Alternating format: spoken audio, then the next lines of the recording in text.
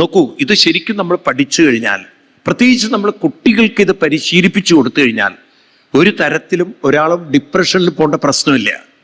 ഈ പലരും ഡിപ്രഷനിലേക്ക് പോകുന്നത് എന്തുകൊണ്ടാണെന്ന് ചോദിച്ചു കഴിഞ്ഞാൽ, മറ്റുള്ളവരുടെ ബിഹേവിയർ ഡിസോർഡറിനെ, അല്ലെങ്കിൽ മറ്റുള്ളവരുടെ വളരെ അഡമൻ്റ് ആയിട്ടുള്ള ബിഹേവിയറിനെ, പിടിവാശിയുള്ള ബിഹേവിയറിനെ സഹിക്കേണ്ടി വരികയാണ് പലർക്കും.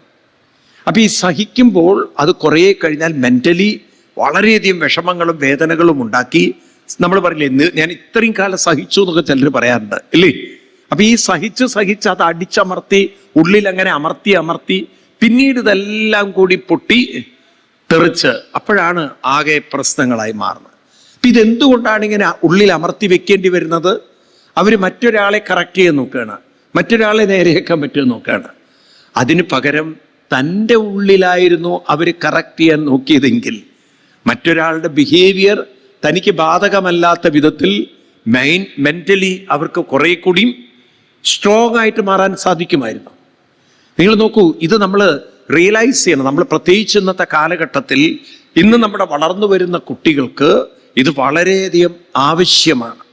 എനിക്ക് തോന്നുന്നു നമ്മുടെ ഈ പ്രത്യേകിച്ച് ഹിന്ദു കുട്ടികളിലുണ്ടല്ലോ, നമുക്ക് ഇത്തരത്തിലുള്ളൊരു അവബോധം സൃഷ്ടിക്കാൻ അച്ഛനമ്മമാർക്ക് പറ്റിയിട്ടില്ല. അതുകൊണ്ടാണ് ഇന്നത്തെ കുട്ടികളിൽ സൂയിസൈഡ് കൂടുന്നത്.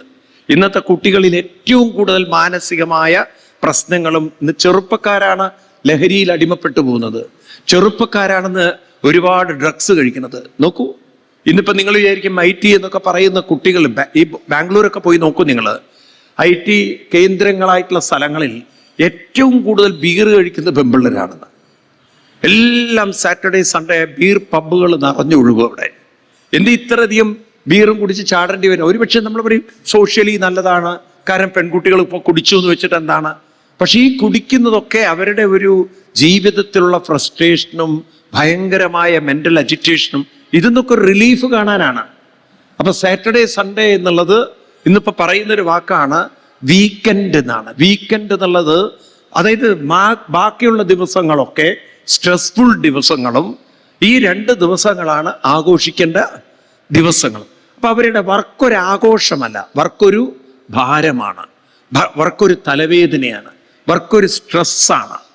അപ്പൊ നിങ്ങൾ നോക്കൂ, 5 ദിവസമോ 6 ദിവസമോ സ്ട്രെസ് എടുത്ത് ഒരു ദിവസം കള്ളു കുടിച്ചുകൊണ്ട് ഇവരുടെ ജീവിതം നേരെയാവുമ്പോണ്ടോ? പറയൂ നിങ്ങൾ. ക്ലബ്ബുകളിൽ പോയി ഡാൻസ് കളിച്ചുകൊണ്ട് ജീവിതം നേരെയാവാൻ പോകുന്നുണ്ടോ? അത് എന്താ നമ്മൾ ഹിന്ദുക്കൾ ഉണരാത്ത എനിക്ക് മനസ്സിലാവുന്നില്ല. 99% ഹിന്ദുക്കളാണ് ഇതിന് പോകുന്നത്. അതല്ലേ ഇടയ്ക്കിടയ്ക്ക് കാണുന്നത്, അവിടെ കാമുകനെ കുത്തുന്നതും ഭാര്യ ഭർത്താവിനെ വെട്ടുന്നതും. ബാംഗ്ലൂരിൽ നോക്കൂ, ഇതൊന്നും പണ്ട് കേട്ടിട്ടുണ്ടായിരുന്നില്ല. ഇന്ന് ഒരു ദിവസമെങ്കിലും മർഡർ ഇല്ലാത്ത ദിവസമില്ല. എന്താ ഇത്രയധികം മർഡർ വന്നത്? കാരണം ഉൾക്കൊള്ളാൻ പറ്റുന്നില്ല. ഇവിടെയാണ് നമ്മൾ മനസ്സിലാക്കേണ്ടത്, ആത്മീയത എന്ന് പറയുന്നത് പ്രതികൂലമായതിനെ മറികടക്കാനുള്ള ആത്മശക്തി വർദ്ധിപ്പിക്കുന്ന ജീവിത രീതിയാണ് ആത്മീയത.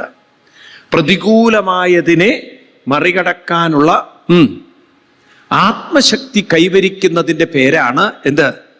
ആത്മീയത എന്നത്. അപ്പൊ അതിന് കുറച്ച് നമുക്ക് ഹോംവർക്ക് ചെയ്യേണ്ടതുണ്ട്. അത് പെട്ടെന്ന് കൈവരിക്കാൻ പറ്റില്ല. ഒന്നാമത് നമ്മൾ ആ ഒരു സ്റ്റൈലിലല്ല വളർന്നു വന്നത്. നമ്മളൊക്കെ വളർന്നു വന്നത് അമ്പലത്തിൽ പോവുക, തിരുമേനിക്ക് 10 രൂപ കൊടുക്കുക, തിരുമേനിയോട് പുഷ്പാഞ്ജലി ചെയ്യാൻ പറയുക, എന്നിട്ട് തിരുമേനി ദൈവം ഹാപ്പി അല്ലേ, പുഷ്പാഞ്ജലി നന്നായാൽ ദൈവം ഹാപ്പിയായി, ദൈവം ഹാപ്പി ആയാൽ എൻ്റെ പ്രശ്നങ്ങളൊക്കെ ശരിയാവും. ഭർത്താവിൻ്റെ സ്വഭാവം ശരിയല്ലെങ്കിൽ എന്താണ്, ഗണപതിക്കൊരു തേങ്ങ ഉടച്ചിട്ട് ഈ തേങ്ങ ഉടയുന്ന പോലെ അയാളുടെ തല ഉടയണമെന്നോ, അല്ലെങ്കിൽ അയാളുടെ സ്വഭാവം ശരിയാവണമെന്നോ, ഈ രീതിയിൽ കുറെ പൊട്ട പ്രാർത്ഥനകളും പ്രാർത്ഥിച്ച് ആണോ അല്ലയോ? അല്ലെങ്കിൽ നോക്കൂ, ഇവിടെ പൊട്ടുന്ന ഓരോ കതീനയുടെ പേരിലും എന്തൊക്കെ പൊട്ടുന്ന കതീന ഉണ്ടെന്ന് എനിക്കറിയില്ല. പണ്ട് ഏതോ ഒരു അമ്പലത്തിൽ പറഞ്ഞു കേട്ടിട്ടുണ്ടോളാണ് എനിക്കറിയില്ല. ഒരാളിനോട് പറഞ്ഞത കഥയാണ്. ഇത് ചോറ്റാനിക്കര സംഭവിച്ചൊരു കഥയിട്ടാ പറയാം. അവിടെയുണ്ടല്ലോ പൊട്ടിക്കല്. അപ്പൊ അവിടെ കതീന പൊട്ടിക്കുന്നവന്റെ കയ്യിൽ ഒരു പേപ്പറിൽ പേര് കൊടുത്തിട്ട് പറഞ്ഞു, മരുന്നിടുന്നതിന് മുമ്പ് ഇതും കൂടി ഇടണമെന്ന്. അവൻ ചോദിച്ചു, അതെന്താണ്? ഇവന് ഇഷ്ടമില്ലാത്ത ഒരുത്തന്റെ പേരാണ്. അപ്പൊ അതെന്തിനാ അതിലിടണം? ഇത് പൊട്ടുമ്പോ അവനും പൊട്ടണമെന്ന്. ഇത് പൊട്ടുന്ന സമയത്ത് അവന്റെ ജീവിതത്തില് അവന് പ്രശ്നങ്ങൾ ഉണ്ടാവുന്നുണ്ട്. ഈ പ്രതികാരങ്ങൾ വെച്ചിട്ട് പൊട്ടിക്കുന്നവരുണ്ട്, ഇല്ലയെന്ന് നിങ്ങൾക്ക് തോന്നുന്നുണ്ടോ? ഈ പ്രതികാര ബുദ്ധിയുള്ള കുറെ ഇത് നമ്മുടെ ഇടയിൽ ഉള്ളത് കൊണ്ടാണല്ലോ കുറെ ഇത്തരത്തിലുള്ള നമ്മുടെ ഈ എന്തായാലും പറയാ മന്ത്രവും മാരണം എന്നൊക്കെ പറയില്ലേ, മന്ത്രമാരണങ്ങളൊന്നും ഇല്ല. എന്താ ഒന്നും മിണ്ടാത്ത നിങ്ങളുടെ വീട്ടിൽ രാവിലെ തന്നെ നിങ്ങൾ വാതിൽ തുറന്നു നോക്കുമ്പോൾ ഒരു ചെറുനാരങ്ങയും അതിൻ്റെ മുകളിൽ ഇത്തിരി കുങ്കുമ പൊട്ടൊക്കെ തൊട്ട് അത് നിങ്ങളുടെ വീട്ടിൻ്റെ മുന്നിൽ കൊണ്ടുവച്ചിരിക്കുന്നു. രാവിലെ തന്നെ നിങ്ങൾക്ക് കാണുമ്പോൾ നിങ്ങൾക്ക് ഭക്തി വരുമോ? നിങ്ങളുടെ രാവിലത്തെ ദിവസം പോയി കിട്ടുമോ? പറയൂ. നിങ്ങൾ ഒരു ചെറുനാരങ്ങയും അതിൻ്റെ മുകളിൽ ഇത്തിരി ഒരു പൊട്ടൊക്കെ തൊട്ട് കൊണ്ടുവച്ചാൽ നിങ്ങളുടെ മനസ്സിലേക്ക് എന്താ കയറി വരിക? ആരോ എനിക്ക് വച്ചിട്ടുണ്ട് എന്നല്ലേ തോന്നുക. അപ്പൊ നമുക്കിതിലൊന്നും വിശ്വാസമില്ല പറഞ്ഞാലും വിശ്വാസമില്ലേ? എന്താ ഒന്നും മിണ്ടാത്തത് നിങ്ങള്? ചിലര് പറയും എനിക്ക് പ്രേതങ്ങളിലൊന്നും വിശ്വാസമില്ല, വലിയ യുക്തിവാദത്തിന്റെ വാക്കുകളൊക്കെ പറയും. എന്നാൽ ആ ഗുരുവായൂർ അമ്പലത്തിൽ പോകുമ്പോണ്ടല്ലോ, അവിടെ ആ ലോഡ്ജ് എടുക്കുമ്പോൾ ആ ലോഡ്ജിന്റെ റൂം ബോയ് പറയാണ്, രാത്രിയൊക്കെ കിടക്കുമ്പോൾ സൂക്ഷിച്ചോളൂ, കഴിഞ്ഞ മാസം ഒരുത്തം തൂങ്ങിയതെന്ന്. ഇവൻ ഉടനെ പറയാം റൂമൊന്ന് മാറ്റി തരൂന്ന്. കാരണം ഇവിടെ ഗുരുവായൂരപ്പൻ മാത്രമേ ഉള്ളൂ എന്നൊക്കെ പറഞ്ഞ ആൾ പോയ ആളായിരിക്കും. ഒരുപക്ഷെ അവിടെ ചെല്ലുമ്പോൾ ഗുരുവായൂരപ്പനേക്കാൾ ശക്തി രാത്രി കാണും പ്രേതം കഴുത്തിന് കയറി പിടിച്ചാലോ എന്നുള്ള ചിന്ത. അപ്പൊ ഇതൊക്കെ എന്തുകൊണ്ടാണ് ചോദിച്ചു കഴിഞ്ഞാൽ നമ്മൾ അത്തരത്തിൽ മനസ്സിനെ ഡെവലപ്പ് ചെയ്തെടുത്തിട്ടില്ല, അല്ലേ? ശരിയല്ലേ? മനസ്സ് വികസിപ്പിക്കാനല്ല നമ്മൾ ശ്രമിച്ചിട്ടുള്ളത്. കാരണം മനസ്സാണ് മതമെന്നും മനസ്സാണ് ആത്മീയതയെന്നും മനസ്സിനാണ് എനിക്ക് ഫ്രീഡം ഉള്ളതെന്നും മനസ്സിനെ കാണാനുള്ള ഉൾക്കണ്ണുണ്ടെന്നും ഇത് വികസിപ്പിക്കണമെന്നും മനസ്സിനെ പരിവർത്തനം വരുത്താനുള്ള ബോധം എൻ്റെ ഉള്ളിൽ നിന്നും ഇതൊന്നും ഹിന്ദുക്കളായ നമ്മളാരും പഠിച്ചില്ല. അതുകൊണ്ട് ഈ ശ്ലോകം നിങ്ങൾ ഓർത്തു വെക്കണം. ചേതക്കലസ്യ ബന്ധായ mind is the cause for misery എന്നാണ്. ഇത് വേദത്തിൽ നിന്ന് വന്ന, വേദം എന്ന് പറഞ്ഞാൽ ഉപനിഷത്തിൽ. അപ്പൊ ഉപനിഷത്തിൽ പറയുന്നൊരു വാക്കുണ്ട്, അതായത് ദുഃഖങ്ങൾക്ക് കാരണം എന്താണ്? മനസ്സാണ്. മനയേവ കാരണം മനുഷ്യാണാം സുഖദുഃഖയോ. എന്തൊരു നിർവചനമാണ് ഋഷി തന്നിരിക്കുന്നത് നോക്കൂ, ഒന്ന് പറയൂ എല്ലാവരും. മനയേവ, മന എന്ന് പറഞ്ഞാൽ തിരുമേനിയുടെ വീടല്ല, മനസ്സിലായില്ലേ? തിരുമേനി അപ്പുറത്തുള്ള തിരുമേനി പ്രശ്നം ഉണ്ടാക്കുന്നുണ്ട്, ആ മന തന്നെയാണ് സ്വാമി പ്രശ്നം. മനയേവ കാരണം, പറയൂ.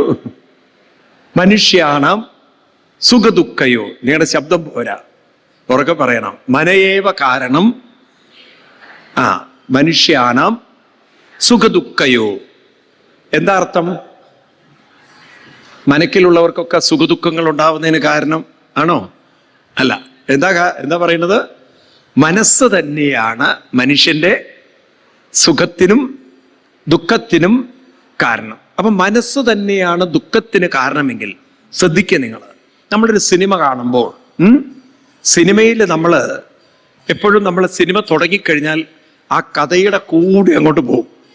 പിന്നെ കഥ കഴിയുമ്പോഴാണ് ചിലപ്പോൾ കരയുന്നതും പിടിക്കുന്നതും ഒക്കെ, ഇല്ലേ? വളരെ ഇമോഷണൽ ആയിട്ടുള്ള കഥയ്ക്കാണ് ചിലപ്പോൾ കരഞ്ഞു പോകും ചിലർ, ആണോ? അല്ലെങ്കിൽ അവിടെ ഗുസ്തി നടക്കുമ്പോൾ ചിലർ കാലുകൊണ്ട് കൈകൊണ്ടൊക്കെ ഇടിക്കാൻ തുടങ്ങും. അപ്പൊ ഈ തരത്തിൽ നമ്മൾ അതിൻ്റെ കൂടെ നമ്മളങ്ങനെ പോവും മൈൻഡ്. എന്നാൽ ഇതൊരു സ്ക്രീനിലാണ് നടക്കുന്നതെന്ന് ആ സിനിമ നമ്മൾ കാണുമ്പോൾ അറിയേയില്ല. ഉണ്ടോ? സ്ക്രീൻ ഇല്ലെങ്കിൽ സിനിമ ഇല്ല. പക്ഷെ സിനിമ തുടങ്ങിയാൽ പിന്നെ സ്ക്രീനും ഇല്ല. ഉണ്ടോ? സിനിമ തുടങ്ങിയാൽ നിങ്ങൾ സ്ക്രീൻ കാണുമോ? അങ്ങനെ സ്ക്രീൻ ഉണ്ടെന്നുള്ള ബോധമുണ്ടോ നമുക്ക്? പിന്നെ നമ്മൾ കാണുന്ന ഇന്റർവെല്ലിന് എഴുതി കാണുമ്പോഴാണ് സ്ക്രീനിലാണതൊക്കെ വരുന്നില്ലേ, അപ്പൊ ഇതൊന്നും കഥയായിരുന്നില്ല. അപ്പൊ അങ്ങനെ ഒരു സിനിമ കാണണമെങ്കിൽ അതിനെ പ്രൊജക്റ്റ് ചെയ്യാനൊരു ബാക്കി ഒരു സ്ക്രീൻ വേണം. ഇതുപോലെ ലൈഫ് മുഴുവൻ പ്രൊജക്റ്റ് ചെയ്യപ്പെടുന്നത് ഒരു ബോധ മനസ്സിലാണ്. ആ ബോധ മനസ്സില്ലെങ്കിൽ ഒരു ലൈഫും നിങ്ങൾക്ക് കാണാൻ പറ്റില്ല. നിങ്ങളുടെ സുഖം എവിടെ ഇരിക്കുന്നത്? മനസ്സിലാണ്. ദുഃഖം ഇരിക്കുന്നത് എവിടെയാണ്? മനസ്സിലാണ്, അല്ലേ? ജയം പരാജയം, മാനം അപമാനം, ലാഭം നഷ്ടം, ഇതൊക്കെ നമ്മൾ അനുഭവിക്കുന്നത്, ഉറക്കെ പറയൂ, മനസ്സിലാണ്. മനസ്സെന്ന് പറയുന്നത്, ശ്രദ്ധിക്കുക, മനസ്സെന്ന് പറയുന്നത് അനുഭവത്തിന്റെ കേന്ദ്രവുമാണ്. എന്നാൽ നമുക്ക് ആ മനസ്സിനെ അറിയാനുള്ള കഴിവുമുണ്ട്, മറക്കരുത്. മനസ്സ് അനുഭവത്തിന്റെ സ്രോതസ്സാണ്. അതുകൊണ്ടാണ് സുഖവും ദുഃഖവും ഒക്കെ അനുഭവങ്ങളാണ്. പക്ഷെ നമുക്ക് ആ മനസ്സിനെ അറിയാനുള്ളൊരു കഴിവുണ്ട്. അത് വേണോ വേണ്ടയോ? ഏതിനെ അറിയാനുള്ള കഴിവ്? ഏതിനെ അറിയാനുള്ള കഴിവ്? അവർക്ക് പറയൂ. മനസ്സിനെ അറിയാനുള്ളൊരു കഴിവുണ്ട്. ഈ കഴിവാണ് നമ്മൾ വളർത്തിയെടുക്കുന്നതെങ്കിൽ മനസ്സിനെ നമുക്ക് എങ്ങനെ വേണമെങ്കിലും ട്യൂണിങ് മാറ്റാൻ പറ്റും. ദുഃഖത്തിൽ നിന്നും അതിൻ്റെ ശ്രദ്ധ മാറ്റാം. ഏത് ചിന്തകളെയും നമുക്ക് മാറ്റിയെടുക്കാം. ഉണ്ടോ? പുതിയ ചിന്തകളെ നമുക്ക് കൊണ്ടുവരാം, പുതിയ ചിന്തകളെ നമുക്ക് എടുക്കാം. ഇങ്ങനെ ഒരു പരിശ്രമം നമ്മൾ മനസ്സിൻ്റെ തലത്തിൽ ചെയ്തു കഴിഞ്ഞാൽ മനസ്സിൻ്റെ ചിന്തകളുടെ രീതി തന്നെ മാറും. അപ്പൊ ആരാണ് ജീവിതത്തിൽ ദുഃഖങ്ങൾ അനുഭവിക്കുന്നത് കൂടുതൽ എന്ന് ചോദിച്ചു കഴിഞ്ഞാൽ, കുറേ ഇമോഷണലായിട്ടുള്ള ചിന്തകൾ അടിഞ്ഞുകൂടി ആ ചിന്തകളെ മാറ്റം വരുത്താൻ ഒരു തരത്തിലുമുള്ള സാധനകൾ അനുഷ്ഠിക്കാത്തവർക്കാണ് ജീവിതത്തിൻ്റെ ദുഃഖം തീവ്രമായി അനുഭവപ്പെടുക.